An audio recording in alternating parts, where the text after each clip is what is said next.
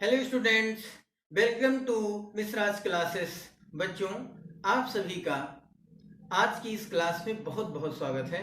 बच्चों, आज हम आप सभी के लिए यूज ऑफ अनलेस का प्रयोग लेकर के आए हैं। इफ के स्थान पर अनलेस का यूज कैसे किया जाता है, हम वही आपको आज बताने के लिए आए हैं और बताने जा रहा हूं। आप सभी ध्यान पूर्वक देखें। तो आइए वीडियो को स्टार्ट करते हैं। समय को वेस्ट न करते हुए आप सभी ध्यान पूर्वक इसको समझने का प्रयास करें। बच्चों, use of unless in place of if के स्थान पर अनलेस का यूज कैसे किया जाता है। कंडीशनल सेंटेंस में मैंने आपको अनलेस के अबाउट विस्तार पूर्वक मैंने आपको बता दिया है कि यदि कंडीशन दी गई हो, कंडीशनल सेंटेंस हो और एक कंडीशनल सेंटेंस में दो उपवाक्य होते हैं, एक उपवाक्य में कंडीशन व्यक्त होती है, दूसरे उपवाक्य में उसका रिजल्ट होता है, परिणाम होता है। यदि कंडीशन वाली उपवाक्य क्लॉज नेगेटिव हो तो रिजल्ट वाली भी उपवाक्य नेगेटिव ही होगी। इस बात का विशेष ध्यान रखना चाहिए। जब दोनों सेंटेंस हमारे अर्थात दोनों उपवाक्य हमारे नेगेटिव हों तो हमें अनलेस का यूज करना चाहिए। Unless is equal to if plus not. If not के स्थान पर हम अनलेस का यूज करते हैं तो दोनों कंडीशंस में हम अनलेस का भी यूज कर सकते हैं और इफ नॉट का भी यूज कर सकते हैं। तो यहां पर हमने आपको इफ नॉट के स्थान पर अनलेस का यूज कैसे किया जाए उसी को हम बताने जा रहे हैं। If you do not work hard you will fail. यहां पर आपने देखा ये हमारी पहली फर्स्ट क्लॉज है। If you do not work hard, ये कंडीशनल क्लॉज है, इसमें शर्त व्यक्त की जा रही है। यू विल फेल ये हमारा रिजल्ट है, ये दूसरी क्लॉज है, हमारा दूसरा उपवाक्य है। तो यहां पर यदि हमारा सेंटेंस, यदि हमारी क्लॉज निगेटिव है तो उसका परिणाम भी निगेटिव ही होगा। जब शर्त हमारी निगेटिव है, कंडीशन हमारी निगेटिव है, तो उस कंडीशन का रिजल्ट जो भी है वो अपोजिट होगा, विपरीत ही होगा। If you do not work hard, यदि आप कठिन परिश्रम नहीं करेंगे तो यू विल फेल, आप असफल हो जाएंगे। यहां पर ऐसा भी लिखा जा सकता था कि यू विल नॉट पास, लेकिन उसका अपोजिट लिख दिया गया, यू विल फेल। तो अपोजिट ही हुआ इसका रिजल्ट। कंडीशन का जो शर्त का जो रिजल्ट था वो अपोजिट हुआ। इतना आप ध्यान रखें कि इफ यदि डू नॉट हेल्पिंग वर्ब आती है, डज नॉट हेल्पिंग वर्ब आती है, डिड आती है, तो आपको उन्हें रिमूव कर देना है, हटा देना है। इज, एम, आर, वॉज, वर या हाइड या कोई भी ऐसी हेल्पिंग वर्ब्स आती है तो वो रिमूव नहीं होगी। यहां पर आप देखें, इफ की जगह हमें अनलेस यूज करना है। अनलेस, हमने अनलेस लिख दिया इफ की जगह। ये डू नॉट हमने रिमूव कर दिया, हटा दिए, डू इसमें आ गया। यहां पर सब्जेक्ट हमारा यू है, मैंने यू लिखा। वर्क है तो वर्क कर दिया, क्योंकि जब डू इसमें आ गया इसको मैंने रिमूव कर दिया। यू यहां पर प्लूरल है तो वर्क फर्स्ट फॉर्म आ गई, ये डू यहां आ गया। Unless you work hard, comma, you will fail, ऐसे ही लिखा जाएगा, यू विल फेल, क्योंकि ये परिणाम जो है हमारा अपोजिट ही है। अगर यहां पर ऐसा लिखा होता यू विल नॉट पास, तब भी सेम का सेम ही हम यहां पर ऐसे ही लिख देते, क्योंकि यहां परिणाम विपरीत है, उल्टा है, ये निगेटिव है तो ये भी निगेटिव होगा।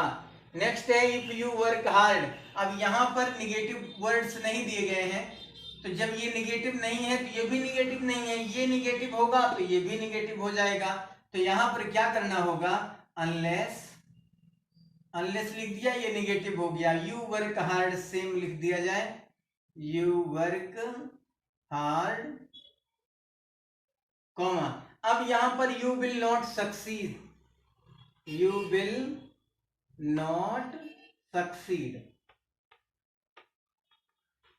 इस तरीके से लिख दिया जाएगा। इसका मीन्स क्या हो गया, ये जब तक आप या यदि आप मेहनत नहीं करेंगे तो यू विल नॉट सक्सीड, आप सफल नहीं होंगे। नेक्स्ट है इफ यू नो फॉर्मूलास। यदि आप फॉर्मूला जानते हो, यदि आप सूत्र जानते हो तो you can solve this problem, आप इस प्रॉब्लम को हल कर सकते हैं। इफ यू नो फॉर्मूला, यदि आप फॉर्मूला जानते हैं, तो ये पॉजिटिव है, ये भी पॉजिटिव है, तो यहां पर आपको क्या करना होगा, इफ की जगह पर आपको अनलेस लिखना है, सब्जेक्ट नो फॉर्मूलाज, कॉमा लगा देंगे, you can't solve this problem, जब तक आपको फॉर्मूला पता नहीं होगा आप प्रॉब्लम को सॉल्व नहीं कर सकते।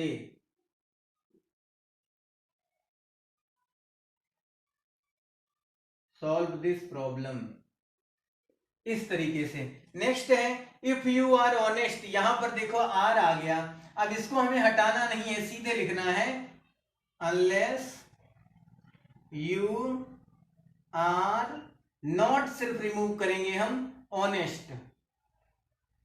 इसका मीन्स हुआ जब तक आप ईमानदार नहीं होंगे people will not respect you, same का सेम वैसे ही लिख दिया जाएगा, people will not respect you. इसका मीन हुआ जब तक आप ईमानदार नहीं होंगे people will not respect you, लोग आपका आदर नहीं करेंगे। नेक्स्ट है if he does not take medicine, यदि वह मेडिसिन नहीं लेगा, यदि वह दवा नहीं लेगा, he will not become healthy, वह स्वस्थ नहीं होगा, तो यहां पर आपको अनलेस लिखना होगा, सब्जेक्ट हमारा है ही, अनलेस ही, डज नॉट को मैंने रिमूव कर दिया, टेक्स कर दिया, takes, unless he takes medicine. यदि हमारा सब्जेक्ट सिंगुलर है तो हमें क्रिया में एस या एस लगाना है, भले ही हमारा अनलेस सब नेगेटिव है तो क्या, unless he takes medicine, comma he will not become healthy,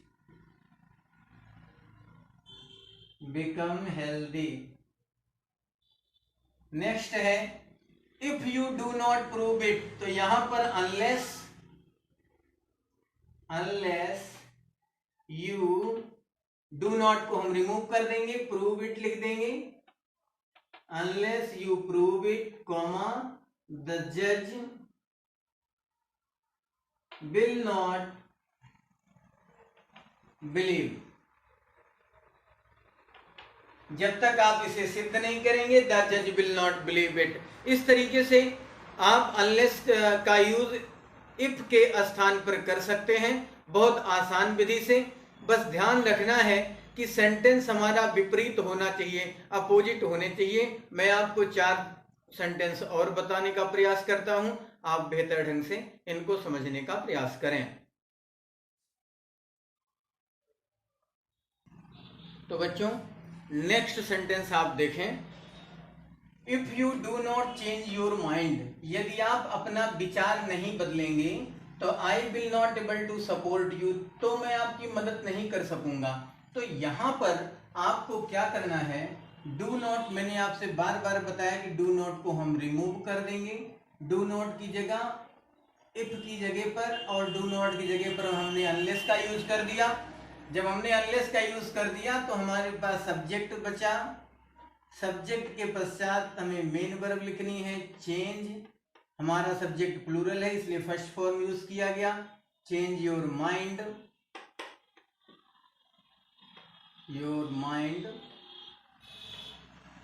comma, शेष सेंटेंस को वैसे ही आपको नोट करना है, लिखना है, I will not be able to support you. यहां आप ऐसा न सोचें कि आई के साथ सेल यूज होना था और मैंने यहां पर बिल का यूज किया, तो यहां पर अवश्य ही मैं आपकी मदद नहीं कर सकूंगा। कन्फर्म में कोई बात आवश्यक रूप से कही जाए या अवश्य ही कही जाए कि मैं आपकी मदद नहीं कर सकूंगा यदि आप अपना विचार नहीं बदलेंगे। तो हमारा यदि हमारी ये क्लॉज कंडीशन वाली क्लॉज नेगेटिव होगी तो हमारी परिणाम रिजल्ट वाली भी क्लॉज नेगेटिव होगी। अगर नेगेटिव नहीं होगी तो उसका अपोजिट वर्ड यूज किया गया होगा, जैसे पास होता तो फेल यूज किया जाता। यहां पर इफ सी अपोलोगाइज टू मी, यदि वो क्षमा नहीं मांगेगी मुझसे तो I shall speak to her again. यदि वह मुझसे क्षमा मांगेगी तो I shall speak to her again, मैं उससे दोबारा बोलूंगा। तो यहाँ पर ये भी पॉजिटिव, ये भी पॉजिटिव, ये भी पॉजिटिव है और ये भी पॉजिटिव है। नॉट यहाँ भी नहीं है, नॉट यहाँ भी नहीं है। अब हम इसको नेगेटिव यदि बनाएंगे तो इफ की स्थान पर हमें लिखना होगा अनलेस। अनलेस लिख दिया गया। अब सी सब्जेक्ट हमारा है अपोलोजीज ही लिखा जाएगा। Unless he apologises to me, comma I shall not, यहां पर इसको हम निगेटिव बना देंगे। तो unless he apologises to me I shall not speak to her again, speak to her again. इसका मीन्स हो गया यदि वह मुझसे क्षमा मांगेगी, नहीं मांगेगी तो मैं उससे दोबारा नहीं बोलूंगा। ऊपर वाले सेंटेंस में था यदि मुझसे क्षमा मांगेगी तो मैं उससे दोबारा बोलूंगा। नेक्स्ट है if he doesn't choose his words carefully, यदि वह अपने शब्दों का चुनाव सावधानी पूर्वक नहीं करता है तो he will be in trouble, वह परेशानी में रहेगा, वह कष्ट में रहेगा। तो यहाँ पर आपको क्या करना होगा, ये भी निगेटिव है और ये निगेटिव नहीं है, कह रहे इसका अपोजिट कह दिया है कि वो सुखी नहीं रहेगा अर्थात कष्ट में रहेगा। तो इसका परिणाम विपरीत ही हो रहा है रिजल्ट, क्योंकि ये निगेटिव है कंडीशन तो ये भी निगेटिव होगा। तो ये परिणाम पहले से निगेटिव लिख दिया गया है, यहाँ नोट लगाने की आवश्यकता नहीं है। बस बच्चों को इतना ही ध्यान रखना है। यहाँ पर आपको लिखना होगा unless he chooses his words carefully, his words carefully, comma he will be in trouble,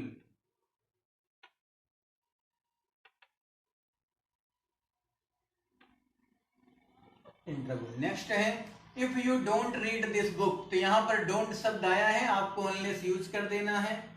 unless you don't remove कर दिया गया, सब्जेक्ट लिखने के बाद मेन वर्ब आ गई unless you read this book, comma you can't learn English, you can't learn English, आप English सीख नहीं सकते। ये निगेटिव था, ये निगेटिव था तो ये भी निगेटिव है, ये निगेटिव हो गया तो ऐसे इसको लिख देंगे same to same, can't learn English हो गया। यहां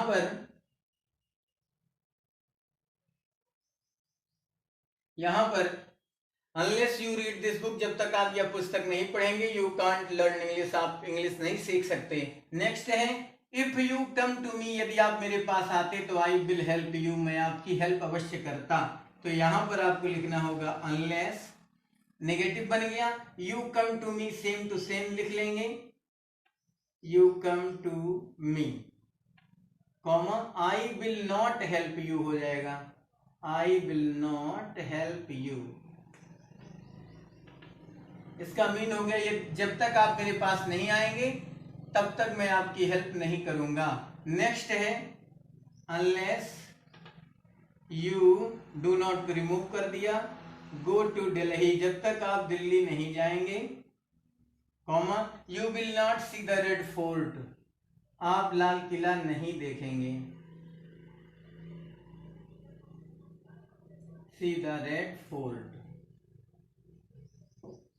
तो बच्चों इस तरीके से आपके समझ में अवश्य ही आ गया होगा अनलेस का प्रयोग, अनलेस का use in place of if के स्थान पर।